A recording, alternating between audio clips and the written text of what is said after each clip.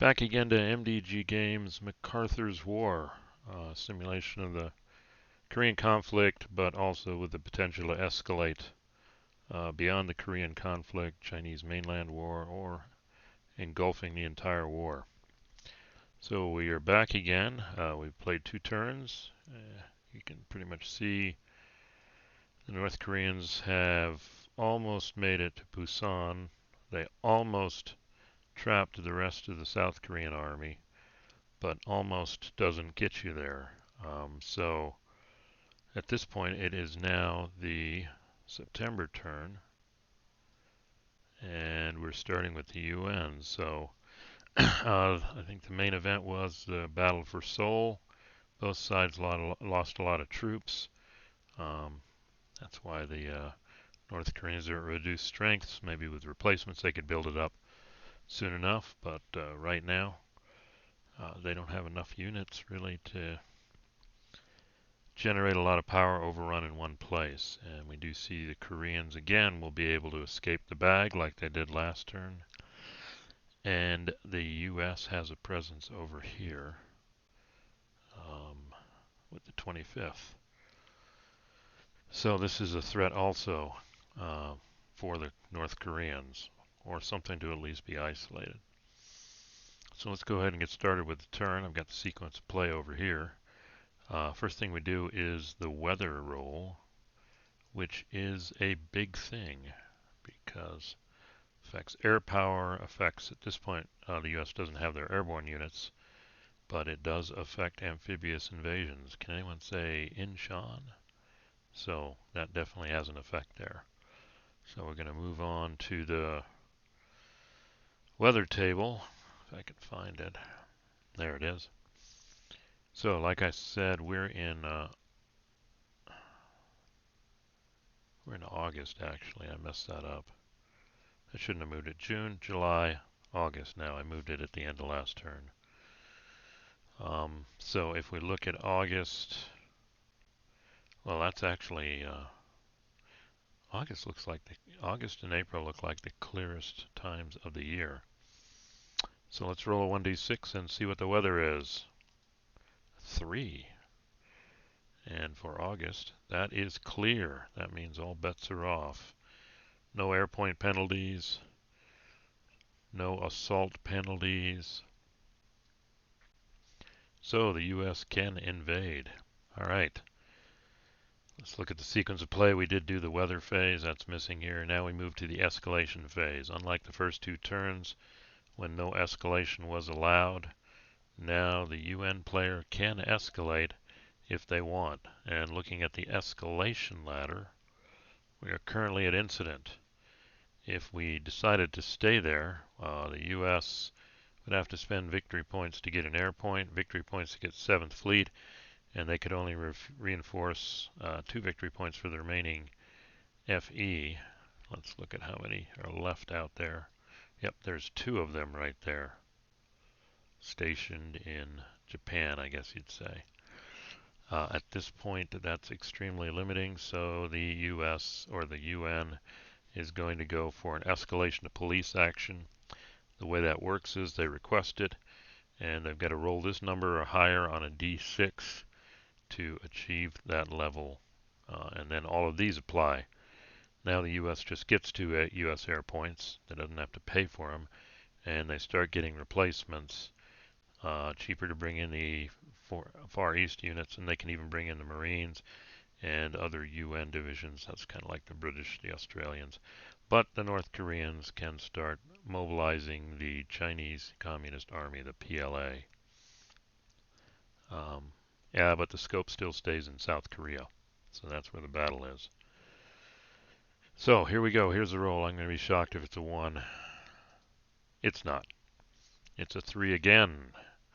The vassal dies have helped again. So we are now at police action. A number of things happen. Let's look over here and look at the escalation phase, some details on that. We did escalate the conflict. Now we move into the air phase, and that's good news. Now the UN side gets 2 air units. See if I can find them.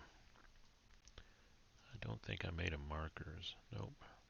So let's go to UN. Nope, these are the nationals Chinese. These are the actual UN units: British Commonwealth, Canadian, and Turkish. So they've got these brigades. They could call. That's a nice unit. That's a nice unit. Okay, let's look at the US. Yeah, yeah. Well, Houston, we have a problem. I don't know where I stashed those units. There they are. So the US has, and I'm just going to stash them right here, 2 air power units. Okay. Air phase, yep, we got the air points. There is interdiction. Looking for that rule, that's to slow down units, which we could use. I'll keep that in mind. Let's see, they have to commit to interdiction. The UN player resolves interdiction. So the UN player has to address interdiction right now. Or do they save them for attack or defense enhancement? Interdiction zones during the UN air power phase, the number of air points he wishes to use. He then consults the interdiction table, rolls a die for each region. The roll of the table indicates the number of communist units that immediately become unsupplied. All right. So let's look at that. That actually is interesting. Let's see if that's worth doing. There it is. So let's look at the interdiction table here. There it is. Wow. I wonder how you interpret this. Huh. Just kidding.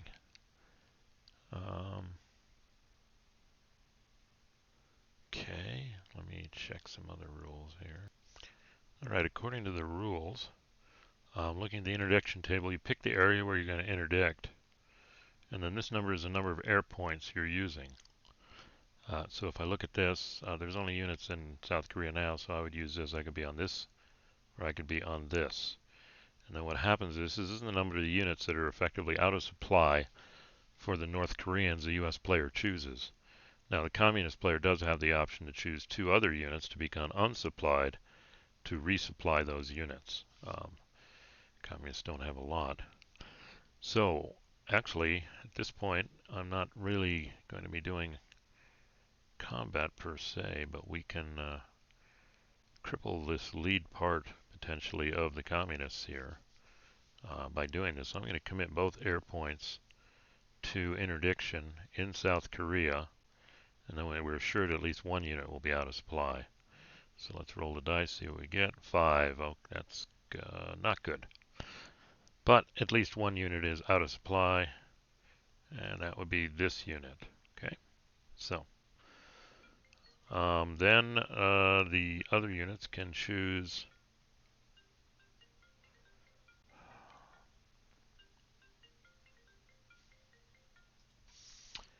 All right, back again here. Sorry about that interruption. This unit's out of supply. Now, then the North Korean player could choose 2 units somewhere out here to put this and make them out of supply to then put that armored spearhead back into supply. So let's just jump to the supply rules to see if that's worth it. What are the effects of being out of supply? And if we come over here, supplies checked in units that are for combat purposes. Supply check. Units that are out of supply at the moment of combat have their combat strength halved. Retain fractions. Units that are out of supply have their movement allowances halved. So this is effectively a 3-4 now. And unfortunately, let's look at some examples. What 2 units could I do? I could do these 2 units, but I don't know what that would gain. Could put both these units out of supply. I don't want to put these units out of supply because now the US can land the Marines if they want, and if you did it here, that would just be a target. So let's think about this. And with a 3, this is primed to be counterattacked and destroyed potentially. Well, Well, at least we're seeing all the rules in action. So I'm going to put out of supply this unit and this unit. Still not good, but we're hoping that the Koreans at least pull out of this pocket as opposed to maintaining it. So we'll see how that goes. So the U.S. has used both their air points for the turn, and that takes us to the next step, the reinforcement phase. And now the U.S. actually has one replacement point. This unit's in supply, so presto magico, this is a powerful unit. The Koreans have one unit. They would have had two if they had Seoul, but they don't. So there we go. That one's up. So the next question is, does the UN player want to buy anything? What I mean is spend victory points to bring units into play. So let's look at the escalation chart here now. Probably, and they're going to go negative at this point on VPs. They're right at 0 for what they've spent. We could spend 2, and wow, that's really strong. We could spend 2 and get the Marines, and then do an amphibious invasion if we wanted. And I have to make the decision now. The way it reads, amphibious invasions are actually done during the strategic movement phase. So the UN player conducts and resolves any airborne and amphibious assaults. So need to evaluate, and it is clear weather. That's the other thing. Sorry to keep moving this. I guess we could do it up here. But let's see, the weather's never going to be better. I think it can be done here in clear and overcast. It's when it becomes rain that there's no more amphib assaults. And amphib assaults can only be done by Marines. So the question is, do I want to spend victory points to buy the Marines? And let me look at the strategic again here. Sorry for all that movement here. Don't want to spend too many victory points. It puts you behind the 8 ball there. So that would be 2. And then there is some advantage if I buy some US FE units and the Marines capture a port. When they land, they can be brought in also. So let's see, with a strength of 13. All right, let's go ahead and pull him. And they can go directly from the Pacific. They don't have to be. Well, let's make sure about this. Let's go to Amphib Assault. And wow, why is this bluing out everywhere I go? And the 7th Fleet has to go with them. But this is clear weather. It's now or never. I mean, there's a certain sense there. So it's during the escalation phase. There it is. There are the rules. Let's see. These airborne divisions beginning strategic move phase in either Korea or an undestroyed city. Marine divisions beginning the strategic movement phase in supply in either the Korea area or an undestroyed port may conduct an amphib landing on any coastal hex on the maps. So actually they cannot do it this turn. They have to move to the Korea area first. And that kind of makes sense. They have to load up and move out. So that means 2, 4. All right, but these units can land, which means they can land here if I want. These units could sweep down here, and then they could do a breakout from here. Perhaps get behind them here. That's a possibility. So we are going to go ahead and spend 2 victory points for this, and then I'm going to move these units over here, And that's 3 victory points now that have been spent. Okay, so let's close that. And let's look here again. Yeah, we're not going to pull in UN units. And we did pull in the Marines and that, so that's 3 victory points. Okay, so we're going to come over here. Going to take the victory points, but we're going to make it -3. And investment in our future. Now we're 9 victory points behind, but that's okay. I think we're going to pull victory from the jaws of defeat, maybe, till we cross the DMZ later. This is kind of feeling historical. So I could land him here, but no, if I land him here, then they can do some damage here. Or wait, let me think about this. I could swing the Koreans down here to screen Pusan, and then these units could sweep around here, link up, and threaten. And I'd like to get someone there. So let's do this. What's the advantage of landing them here? Not really any. I have to waste 1 unit to take out the zone of control here.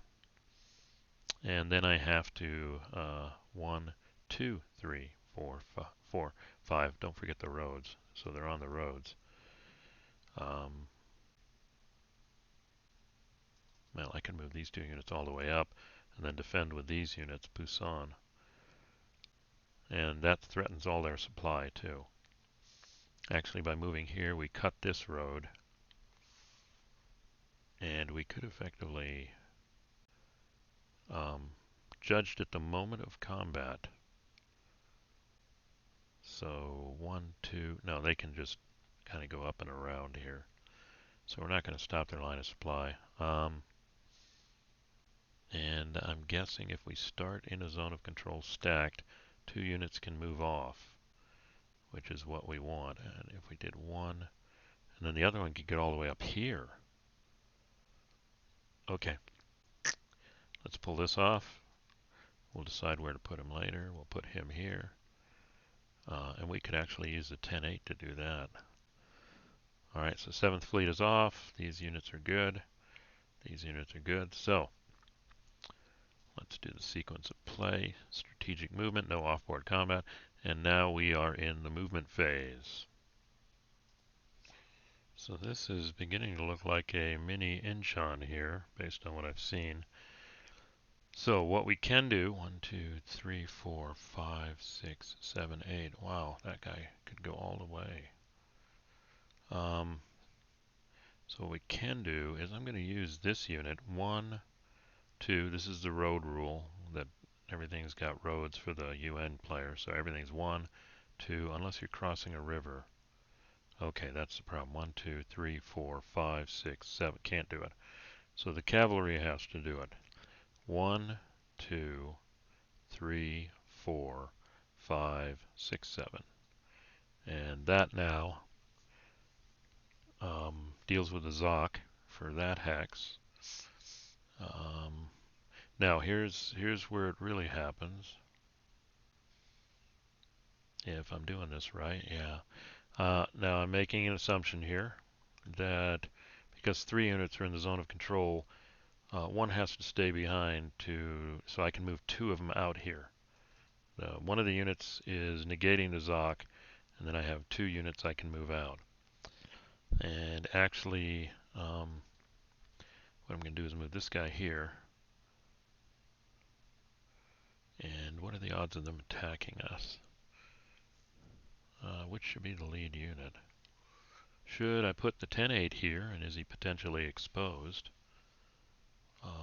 But he can take a hit. So let's do him there.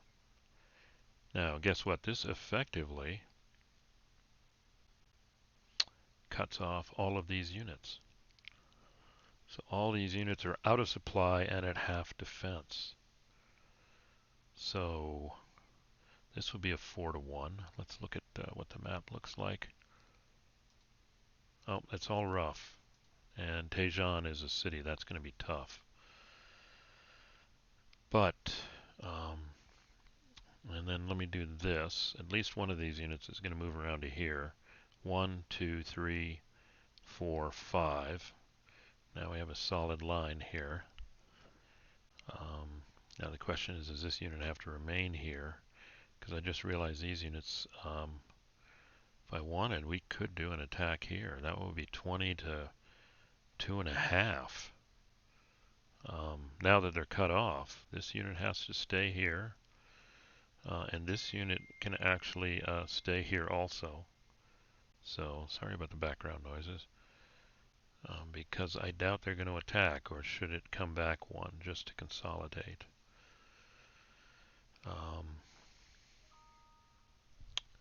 I think that's a decision here. Let me think about that.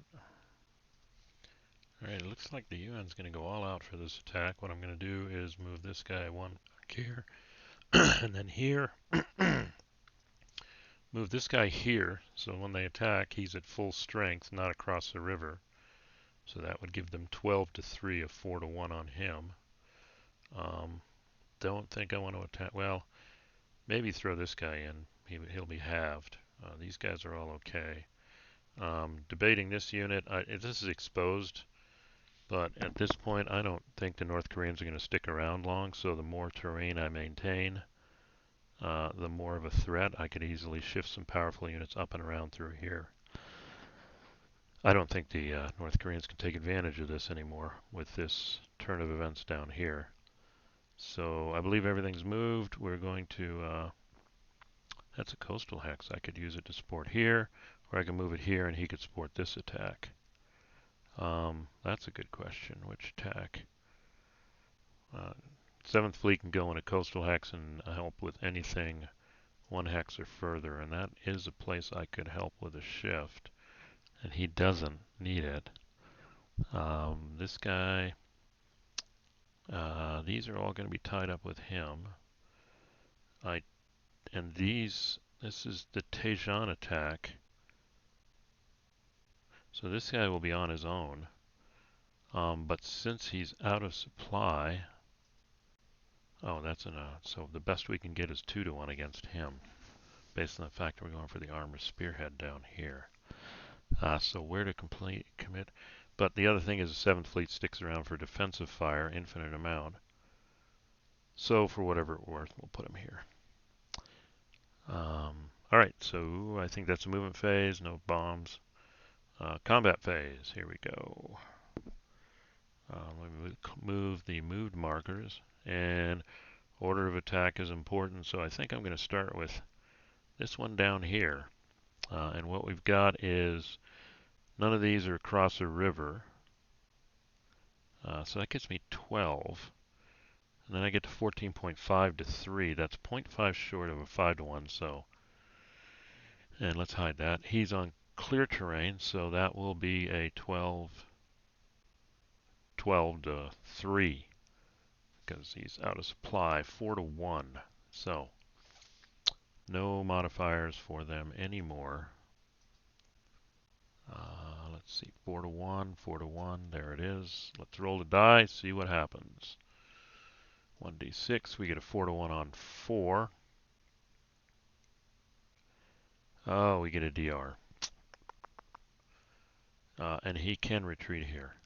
So, but we're not attacking that hex. And we can advance after combat, which we will definitely do. Okay. So, we pushed him back from Poussin. I don't know if that's how you pronounce it. Let's see. So now if we come up here, this unit is out of supply. Yeah, clearly all of these units are out of supply because I still have this one blocking it. So that's, yep, all of these units are being pocketed. This attack, I don't know if we want to do it. Wow, Seoul is wide open. And the Marines are coming. So we've got 10 to 2.5. That's already 4 to 1.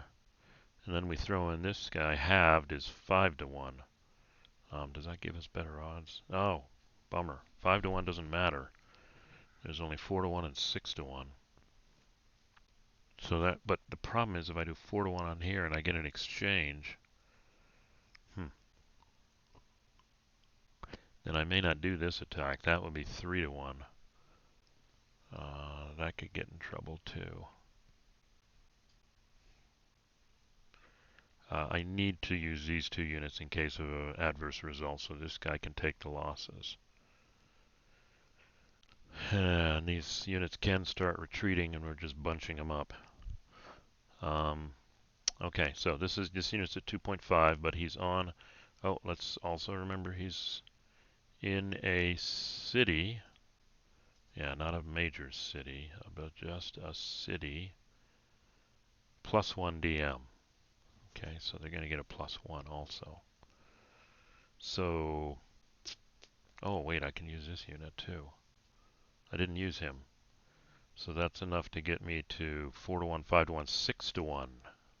Presto Magico. They're both halved coming across the river. So we got a 6 to 1 with a +1 DM. Roll low, the UN player says. That's nice. 6 to 1 on 3. That is an out and out defender eliminated. Okay, that is awesome. For the UN, eliminated. And that means now they can move into Tejan. Now the question is, what unit should do it? I can bring the Koreans over. I can bring the US over. I don't think I want to bring the Marines over. So I doubt an attack is coming from this direction. So I'm going to do that. And why wouldn't I move the Koreans? Because I want to keep a solid line here. That's fine. All right, so Tejan has been retaken. That is 1 victory point actually too. And the Koreans lose 1. There we go.